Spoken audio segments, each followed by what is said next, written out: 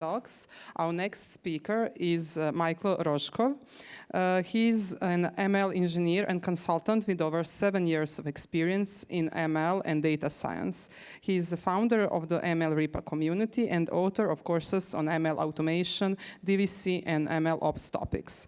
As the business world increasingly embraces AI-driven solutions, no-code platforms enable professionals from diverse backgrounds to design, deploy, and manage ML models without the necessity for in-depth coding skills. This presentation showcases cutting-edge no-code AI and ML technologies that simplify the development, integration, and management of AI systems, allowing organizations to drive innovation at an accelerated pace. Michael, the floor is yours. Thank you very much. Hello, everyone. Hello, everyone. My name is Mikhail. And right now, I'm a solutions ML engineer at Iterative AI. It's a company who develops open source tools for machine learning development for MLOps. And also, we have some platform for as a commercial product that we sell that is based on those open source tools. And I help teams and companies to integrate our tools to design some MLOps solutions and train machine learning engineers how to use them. But originally, actually, I came from the business and marketing. I learned marketing, then I came to Hong Kong Polytechnic University and got my PhD there. And during that study, I learned a little bit about data mining and coding and use it for my thesis, analysis for my thesis. This is how I came to data analytics world. And after that, so it took some time to get into the data science position and start working in data science and do some stuff with data. Yeah, but when I started with as a data scientist, I was bored to write the same code again and again to plot the same, plots, visualization using Python. And I was interested in how to automate things, how to automate my experiments, how to make them reproducible, how to make them easy to run and easy to share with people. And this is how I moved to machine learning engineering and automation stuff. Later, it was called MLOps. And all the stuff, and this is how I actually came to that Iterative AI, because the guys developing good tools for MLOps. And during this road, we also organized the ML RIPA community to share some knowledge and tools with people. And so this is ML RIPA. It's still alive, not very active, but we, from time to time, we organize meetups and share some content. OK, and right now I'm Iterative, and our core product, core open source product is DSC. It's a data version control. It's a tool that helps to version data models and any machine learning artifacts, and also automate pipelines, automate machine learning experiments. And on top of that DSC tool, we have our studio. It's a collaboration platform with UI for teams to collaborate on. And and later after actually generative AI became very popular, we understood that the size of data used in machine learning project became much larger. It's not like hundreds or thousands of files, but billions of files. So we started to do some kind of optimization for data management for generative AI tools. And now we are working on data DSCX tool that will bring some flexibility and speed for generative AI projects. So. OK, yeah. And in my day-to-day work, I usually work around this MLOps stuff with the data pipelines, how to move data from some data pipelines into the training pipelines, and then how we deploy models and do inferencing, blah, blah, blah. And then we need to monitor. So mostly we integrate our tools with other open source tools. and cloud providers to make it work for companies. So this is what I'm doing, and this is like coding. This is a kind of DevOps. So this is like some technical job in most of the case. But because I want to automate everything and make it easier for people, I'm very interested in new like direction to low-code and no-code interfaces. And that's why like today I wanted to share with you some of my latest findings in this direction. So it's not like a big research, but just some overview of tools and features and some trends that we have nowadays in AI world. So what is no-code AI and ML? So most of you like using some tools that like called no-code or low-code solutions for software development, for data management. There are a lot of them on the market, and many of them like well-known. But for no-code is a pretty new area, and for no-code solution is like some tools that help people to build, deploy, and use AI solutions without coding, right? So you can only use some graphical interface, some other interfaces, right? So definitely you don't need code. So this is like basic explanation. So there are maybe a bit outdated information in this landscape of tools on the market. I didn't have time to update it and prepare my own version, but it's like pretty similar. So the no-code AI is some solution that helps you to build AI products without coding, and that's good. And there is another like option or another set of tools is a low-code solution. So this is where you need some kind of coding, some simple coding, or some, I don't know, high-level abstraction, but it's definitely optimize the process and like make time to market faster as possible. And if you look into traditional AI development process, it takes a lot of steps, especially when in the team, so there is only 1, 2, 3 data scientists who need to do all steps. They need to do data engineering, they need to do the modeling, then wrap everything in some application and deploy. So this is a long process and a lot of things to do. With no-code solution, it's usually like much shorter because some steps are optimized or automated totally. So, and here's just some brief examples of ChatGPT and graphical UI-based no-code solutions for AI development.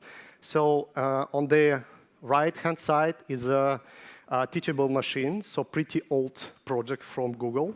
But this is, in my opinion, it like, this is like the way that for me, it looks like the good UI for people to design and build and deploy machine learning models. So it's pretty simple. You just turn on your camera.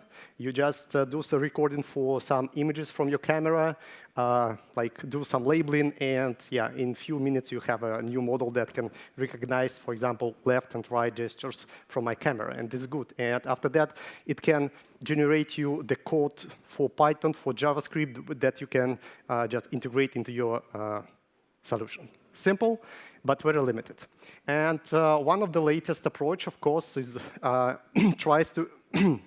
people try to incorporate ChatGPT and other LLM models to bring text interfaces into the world of data analytics and AI development.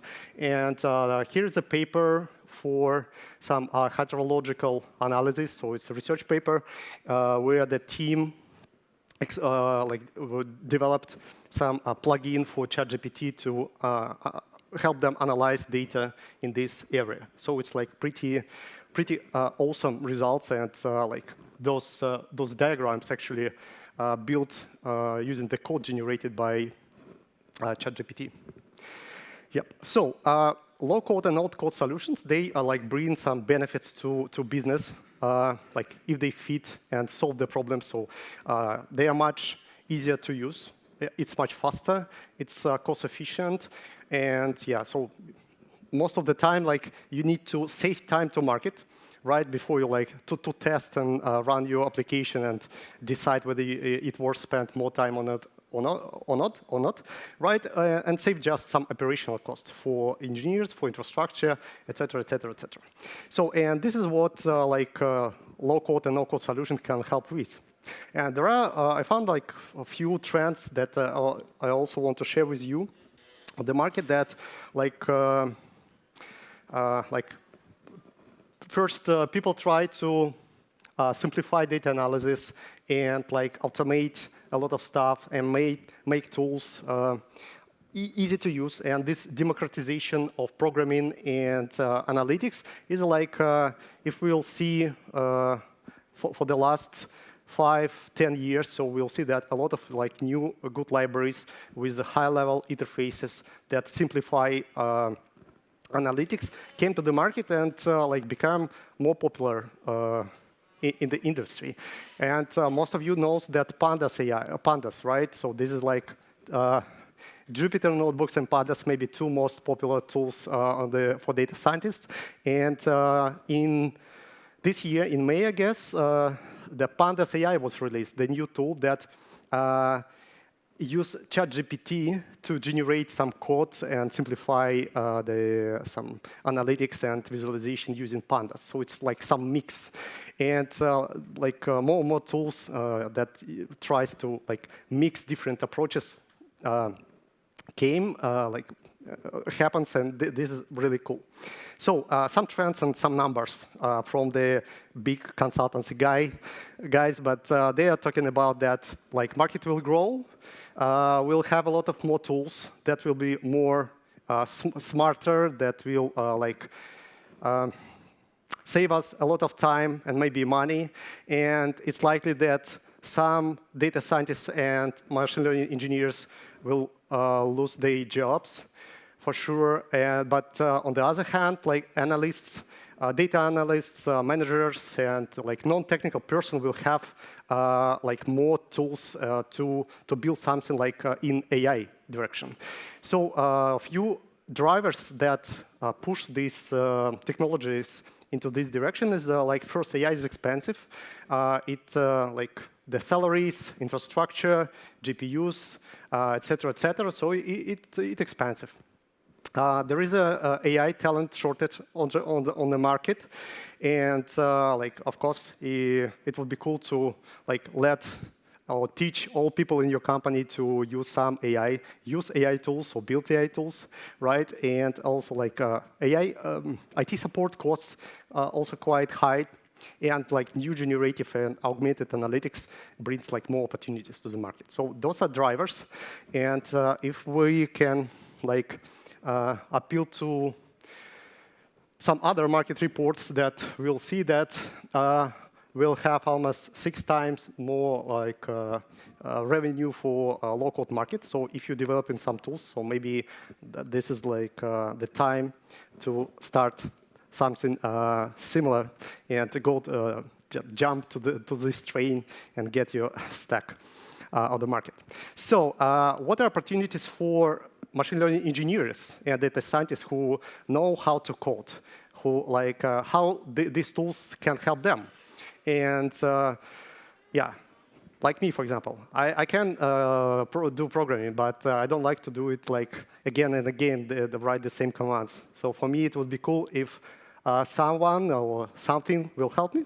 So I did some research on that, like tools and some papers, and I found this like good like quote that the best case scenario is when the end user isn't aware about something happened underneath and that like delivers the value. So if you take data scientists, for example, what most of the data scientists are doing, they take data, they try to understand data and run like modeling with different algorithms, trying to get the best scores for the from the data, right?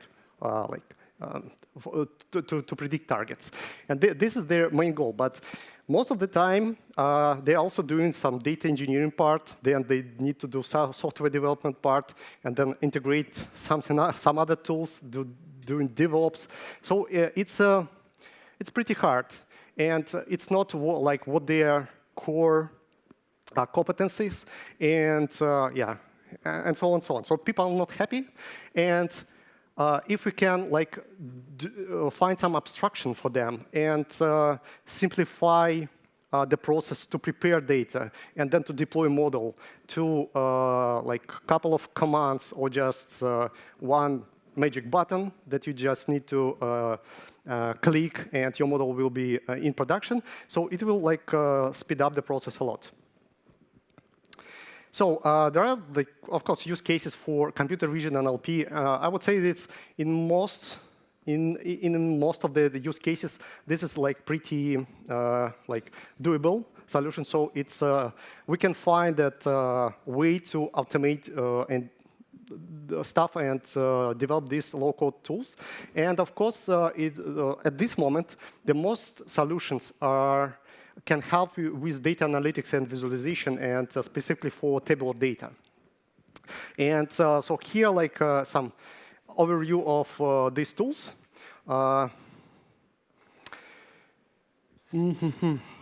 Okay, like it's not maybe very interesting, but like there are like few segments that tools that focuses on the small and medium business or corporates, and also like they like separated by the bunch of tasks they can solve, right? Because some tools focus on the tabular data and do it like pretty well, and other tools can build models using like any kind of data or maybe mix of them, and they are very powerful, but usually they are more expensive, and yeah, and specifically for corporates. So here's like few examples. There are like well-known names like Data IQ, Data Robots, and RoboFlow, something like that. And of course, you can find the open source tools.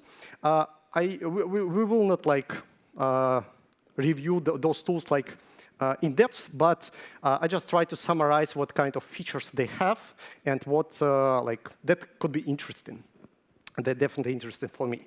So for like no-code development features, most of them like it's just some drag and drop interfaces. There are like some connection to databases, some code generation, some stuff like that. So let's just review some slides with examples. Like first one is just visual interfaces, like simple as in teachable machines, or just drag and drop. And they are pretty simple, of course.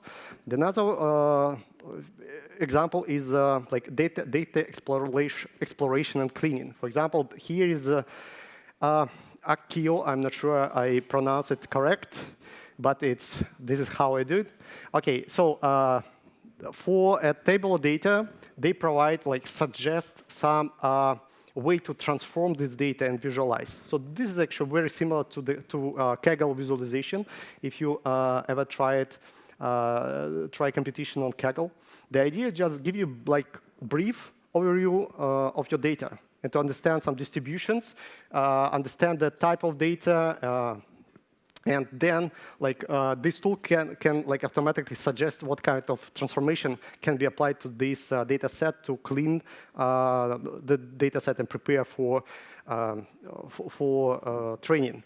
So an interesting part here is like all this transformation that are automatically suggested to you, they are like applied to the data set, and they also use some kind of AI interpretation for this transformation. So it's not like they are not static, they are generated, but there is a way to first understand what transformation like will be applied, and they are saved to the table. So you have the original table, original data, then you see that some transformation has applied, and you can like understand what's changed in the data and maybe revert back to the original one. Another feature here is you can ask the tool to transform your data using the chat. So it's probably ChatGPT inside, I don't know exactly, but the idea here that you just write some human-readable request just to show me something specific. And like first, it provides you some interpretation how that chatbot understands your request and what filters and transforms should be applied. And if it's fine, you just click Apply Transforms. And later you get this like transformation applied to this data. So this is pretty interesting. So it's not just like a black box stuff that you just, as ChatGPT, with unpredictable results. So here they suggest some control option for data scientists to understand like what will be applied. And this seems like very important to make the data analytics controllable and reproducible. So you can just chat with data. So it's like pretty popular now. And on another tool, on the data robot, they also have some chatbot solution. And here I found that interesting approach that they provide some kind of confidence for the responses. And based on those confidence, you can decide maybe to change the response and maybe adjust it to your other purposes, and then save it. And this is like brings some kind of feedback loop into the system, and those responses with changes can be later used to tune the algorithm and update. Yeah, so there are some other tools, like after you update the data, like you can train model, and of course, like it automatically shows results of your model. So this model card with explanations, with some way to interactively adjust the behavior and outputs of the model prediction. And like this is pretty good. This is pretty good. And of course, after that, you just have a couple of clicks to deploy this model.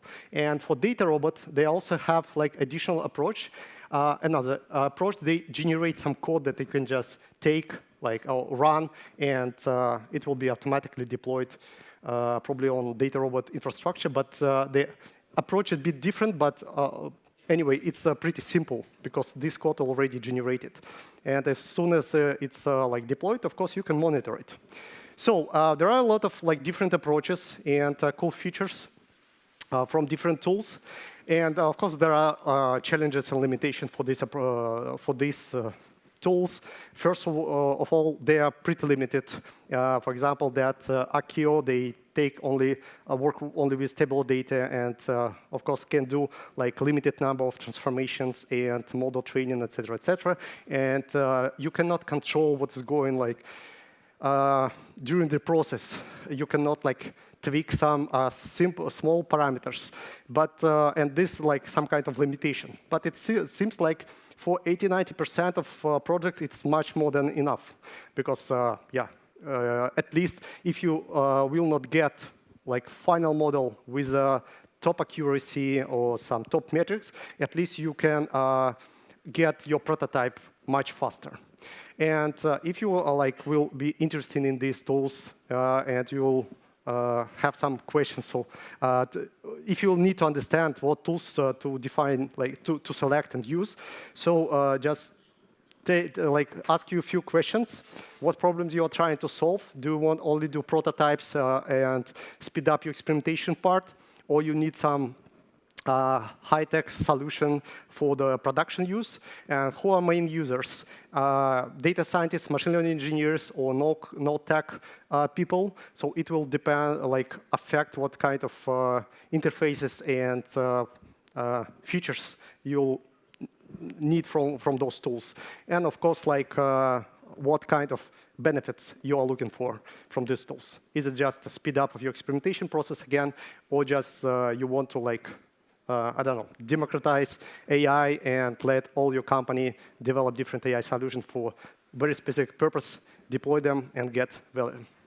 That's it from me today. Thank you very much. So stay in touch, and welcome to our ML repo library, where we share some materials about MLOps and some open source tools. Thank you very much.